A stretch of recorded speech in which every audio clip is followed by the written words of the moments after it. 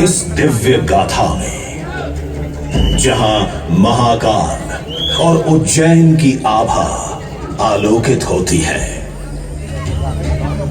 आपसे विनम्र अनुरोध है कि कृपया अपने मोबाइल फोन्स को साइलेंट मोड में डालें या स्विच ऑफ कर दें ताकि आप इस प्रस्तुति का संपूर्ण आनंद बिना किसी व्यवधान के उठा सकें। इस शो के प्रस्तुतकर्ता हैं उज्जैन स्मार्ट सिटी लिमिटेड। निष्पादक हैं मध्य प्रदेश पर्यटन।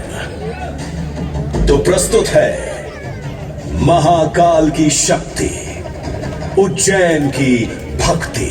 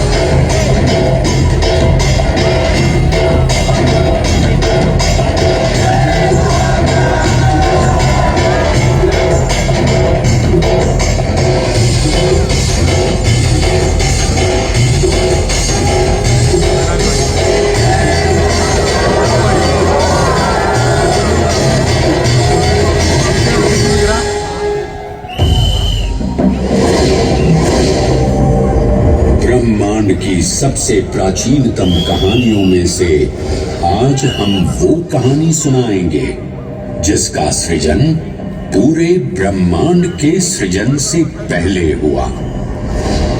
तब न देव थे, न असुर,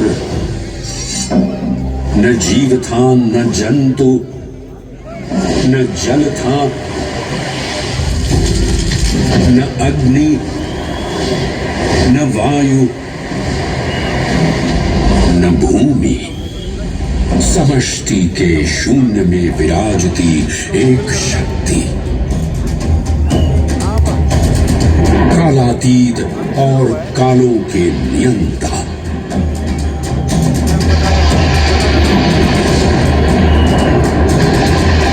विधाता भी और विध्वंसक भी, अखंड, अचल, अविनाशी। ये कथा है उस महादेव के महाकाल स्वरूप की, जो सृष्टि के आरंभ भी है और काल के आगमन भी है। वे ही काल के सृजन करता और नियंत्रण करता भी है।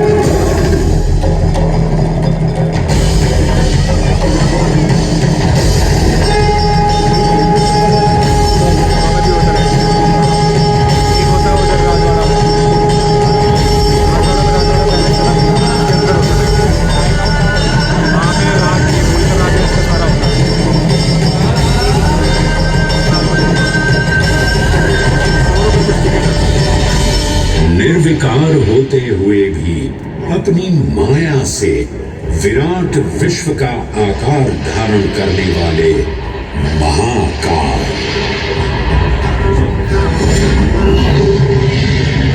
मेरुगिरी को धनुष और भगवान विष्णु को बाण बना दैत्यों के 3 पुरों का नाश करने वाले महाकाल।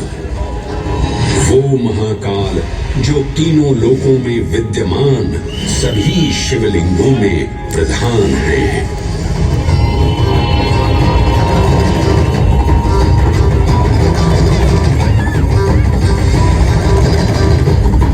वो महाकाल जिनके त्रिशूल की तीनों नोकों से काम, क्रोध और लोभ पर नियंत्रण होता है, जिनके मस्तिष्क पर चंद्र शीतलता का प्रतीक है और जिनकी सवारी नंदी के 4 चरण सत्य, दया, दान और तप का चिन्ह है।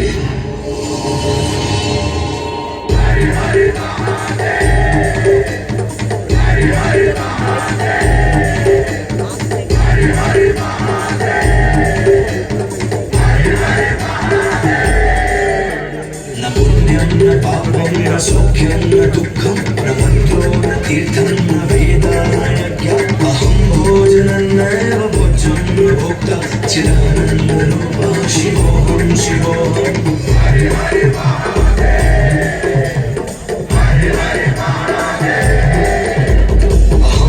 विकल्पो निराकाररूपो विभुत्वा च सर्वत्र सर्वेन्द्रियाणां न चासङ्गतं नैव मुक्तेन मे चिदानन्दरूपः शिवोऽहं शिवोऽहं चिदानन्दरूपः शिवोऽहं शिवोऽहं चिदानन्दरूपः शिवोऽहं शिवोऽहं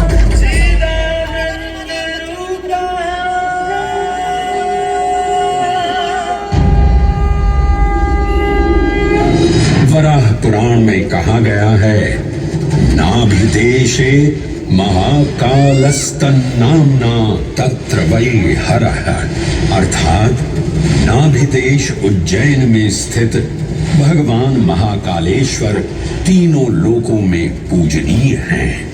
आकाशे तारकामलिंगम पाताले हाटकेश्वरम मृत्युलोके महाकालम सर्वलिंगम नमोस्तुते। आकाश में तारक लिंग के रूप में, पाताल में हाटकेश्वर के रूप में और मृत्युलोक में महाकाल के रूप में स्थित भगवान शिव को प्रणाम। समस्त लिंग स्वरूपों में विद्यमान भगवान शिव को सादर नमस्कार। नाभिदेश उज्जैन का अटूट बंधन है महाकाल के साथ, जो महाकाल स्तोत्र में उल्लिखित है। उज्जयिन्यां महाकालम महाकालेश्वरम हरम महाकालम महायोगिनम नमामि पार्वती पतिं। तो चलिए मैं आपको कथा सुनाता हूँ इसी महान उज्जैन नगर की। उज्जैन, जिसे संस्कृत साहित्य में अवंतिका, विशाला, कुशस्थली, पद्मावती, कनकशृंगा, स्वर्णशृंगा, प्रतिकल्पा, कुमुदवती और अमरावती के नाम से पुकारा गया। उज्जैन जहां 84 महादेव का आशीर्वाद प्राप्त है। उज्जैन जिस पर सदा ही कृपा रहती है महाकाल की। यहाँ सतत क्षिप्रा नदी की निर्मल धारा बहती है। डमरू के नाद से जीवन को ऊर्जा मिलती है। घंटियों की झंकार मन को आनंदित करती है और यहाँ का आकाश शिव आशीष स्वरूप है।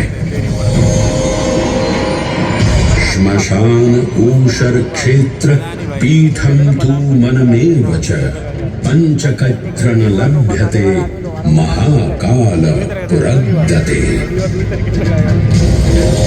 अर्थात यहाँ पर श्मशान, ऊषर यानी अनुपजाऊ भूमि, क्षेत्र अर्थात पवित्र भूमि, पीठ यानी शक्ति स्थान और मन अर्थात आध्यात्मिक शांति का स्थल पांचों एक ही स्थान पर उपलब्ध है।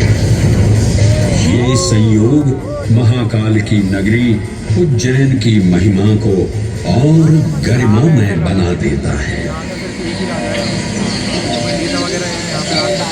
उज्जैन के इस अलौकिक स्वरूप से प्रभावित हो महाकवि कालिदास अपने काव्य मेघदूत में लिखते हैं, हे जलधर, यदि महाकाल के मंदिर में समय से पहले तुम पहुंच जाओ तो तब तक वहां ठहर जाना जब तक सूर्य आंख से ओझल न हो जाए।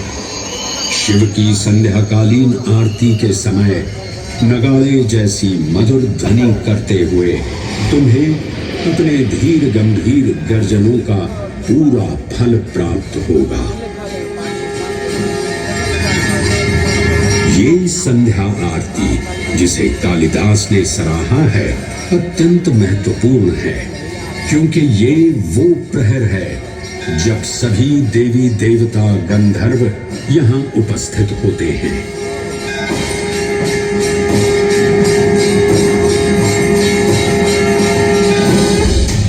उज्जैन की महिमा अद्वितीय है। सतयुग, त्रेता युग, द्वापर युग और कलयुग, हर युग में इसका अप्रतिम महत्व रहा है।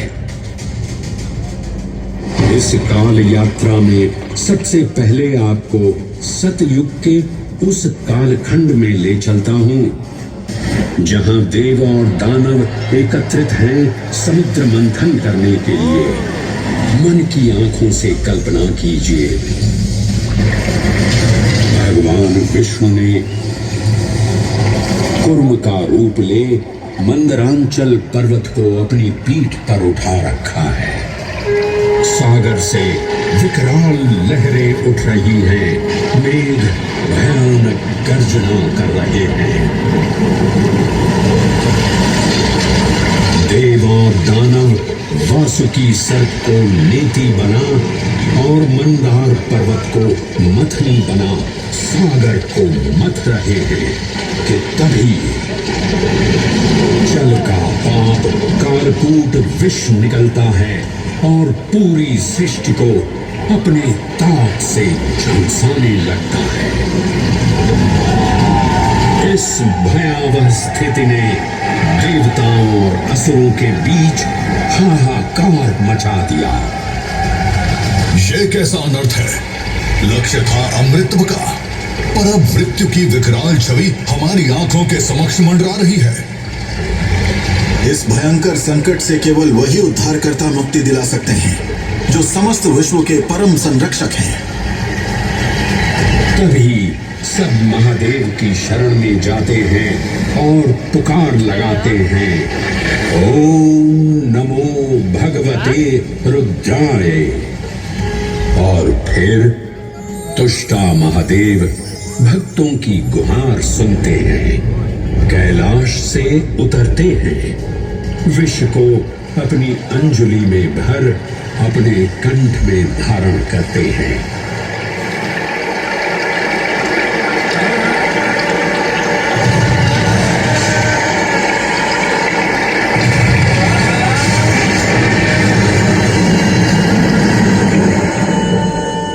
अंततो गत्वा सागर मंथन से अमृत कलश प्रकट होता है। जैसे ही अमृत प्रकट हुआ, दानवों ने इसे केवल अपने आधिपत्य में लेने की आकांक्षा प्रकट की और संघर्ष छिड़ गया। आज यदि हम इस अमृत को प्राप्त कर सकें तो हम देवताओं पर हमेशा के लिए प्रभुत्व स्थापित कर पाएंगे। अमृत अपात्र हाथों में ना जा पाए, क्योंकि ये अपनी शक्ति का असीम दुरुपयोग करेंगे। इस अराजकता के परिणाम स्वरूप अमृत की कुछ बूंदें छलकी पृथ्वी तक पहुंच गई। 4 स्थलों पर स्पर्श हुआ इन बूंदों का। हरिद्वार, प्रयागराज, नासिक और उज्जैन। अमृत की इन्हीं बूंदों के कारण उज्जैन में हर 12 वर्ष पर कुंभ सिंहस्थ मेले का आयोजन होता है। भगवान शिव की लीला देखिए। लोक कल्याण के लिए स्वयं विषपान किया और अपनी नगरी पर अमृत वर्षा करवाई। अमृत की पावन बूंदों से अभिसिंचित ये दिव्य उज्जैन भूमि रामायण के पृष्ठों में भी सम्मिलित हुई। सतयुग के बाद त्रेता युग में माता सीता की खोज में वानर सेना का यहाँ आगमन हुआ।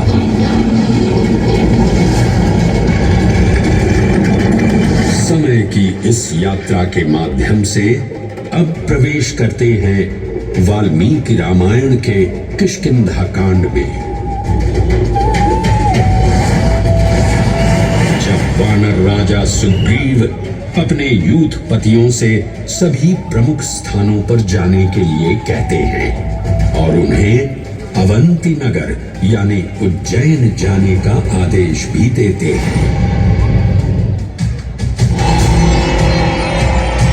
मेखला उत्कल के क्षेत्र, दशर्न के नगर, आम्रवंती, अवंती और विदर्भ के राज्य, साथ ही माहिष्का के आकर्षक राज्य में भी पूरी तरह से खोजना होगा। एक युग भगवान विष्णु के राम अवतार से संपृक्त और अगला युग उन्हीं के एक और दिव्य अवतार से समरस होना, ये अद्वितीय संगम केवल उज्जैन में ही संभव था। परंतु एक क्षण ठहरिए और ध्यान से सुनिए। ये हैं महाकाल के 1008 दिव्य नाम। हाँ, मैंने काल चक्र को परिवर्तित कर दिया है और अब द्वापर युग का शुभारंभ हो चुका है। विस्मय पूर्ण हो जाएंगे ये जानकर कि महाकाल के इन नामों को स्वयं भगवान श्री कृष्ण ने रचकर पिरोया था। महाकाल सहस्र नामावली की ये अद्भुत रचना उस समय की है जब योगेश्वर कृष्ण, उनके मित्र सुदामा और शेषावतार बलराम ने अवंती नगरी में स्थित सांदीपनी ऋषि के आश्रम में वेदांत दर्शन और शस्त्र विद्या की शिक्षा ग्रहण की थी। कहते हैं कि भगवान श्री कृष्ण को अवंती ने ऐसा मंत्र मुग्ध कर दिया कि यहाँ 64 दिनों तक रुककर उन्होंने 64 विद्याएं और 14 कलाओं का ज्ञान लिया। उज्जैन का संबंध महाभारत से भी जुड़ा हुआ है। इस महान महाकाव्य के वन पर्व में उल्लेख किया गया है कि महाकालेश्वर मंदिर में स्थित कोटि तीर्थ जल का स्पर्श मात्र करने से अश्वमेध यज्ञ के समान फल प्राप्त होता था। और फिर परिवर्तन की इस अनवरत धारा ने एक नई कहानी लिखी। उज्जैन में उदय हुआ मौर्य वंश का सम्राट बिंदुसार ने अपने पुत्र अशोक को उज्जैन का राज्यपाल बनाया और समय के साथ अशोक के शासनकाल में धम्म का विस्तार हुआ। मौर्य वंश के पश्चात विभिन्न राजवंशों, सम्राटों और नरेशों ने उज्जैन की सेवा की। उनमें से प्रमुख मालवागण और फिर गुप्त वंश ने यहाँ राज कर इसके वैभव में वृद्धि की। उज्जैन ने अपने भव्य तेज से जहां महात्माओं और शासकों को आकर्षित किया, वहीं इस नगर पर आतताइयों की दृष्टि भी पड़ी।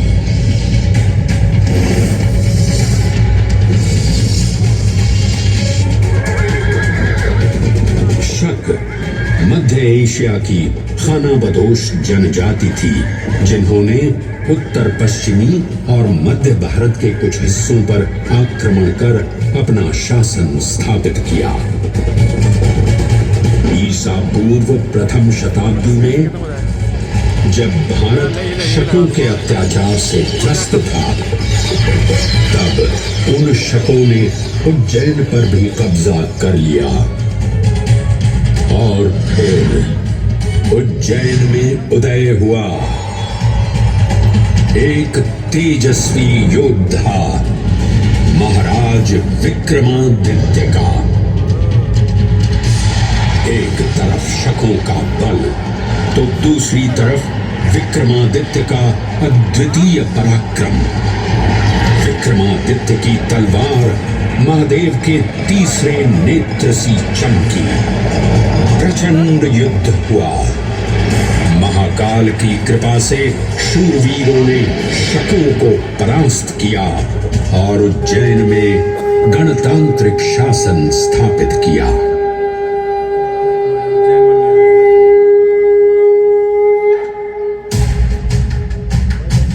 इन्हीं महाबली विक्रमादित्य की राज्यसभा महाकाल मंदिर में ही प्रतिष्ठापित थी। आज भी इस मंदिर की घंटियों में विक्रमादित्य की वीरता और शौर्य की प्रतिध्वनि गुंजायमान होती है। राजा विक्रमादित्य और शकों के मध्य हुए युद्ध ने उज्जैन को कालचक्र से अभिन्न रूप से जोड़ दिया, क्योंकि जिस दिन उनको विजय प्राप्त हुई, उस गौरवशाली उपलब्धि के सम्मान में एक नवीन पंचांग का शुभारंभ किया गया, विक्रम संवत पंचांग। आज भी कई हिंदू पर्व और धार्मिक अनुष्ठान विक्रम संवत पर आधारित हैं।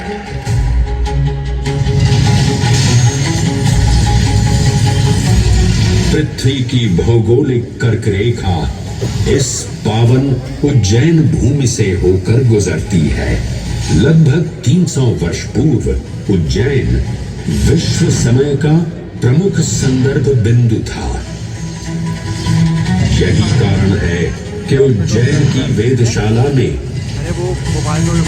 वराह मिहिर, आदित्य दास, ब्रह्मगुप्त, आर्यभट्ट और भास्कराचार्य जैसे महान विद्वान अनुसंधान और अध्ययन में तल्लीन रहते थे।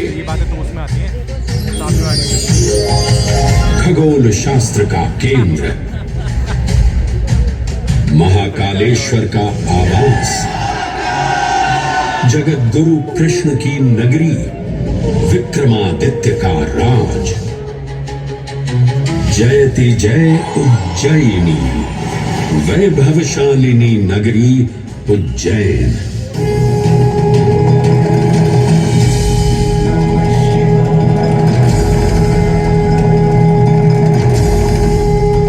श्वासों को शिव मंत्र से अलंकृत कर, मन को भाव की गंगा से निर्मल कर, जो भी उज्जैन में महादेव की शरण लेता है, उसका कल्याण होना निश्चित है। आज सुनी सबने गाथा महाकाल की, दर्शन जिनके दुर्लभ है, नमन करे जिन्हें काल भी, चरण में जिनके है बसा।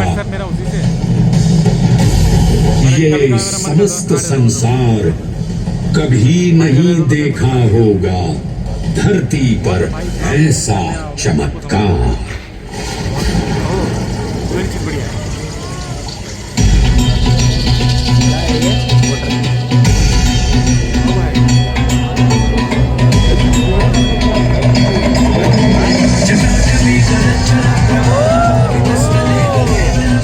कल्पिता भुजङ्ग तुङ्गमालिका डमड्ड मड्ड मड्ड मण्डिनाद मड्ड मर्वयं चकार चन्द्रकाटमुत्तरोतु न शिव शिव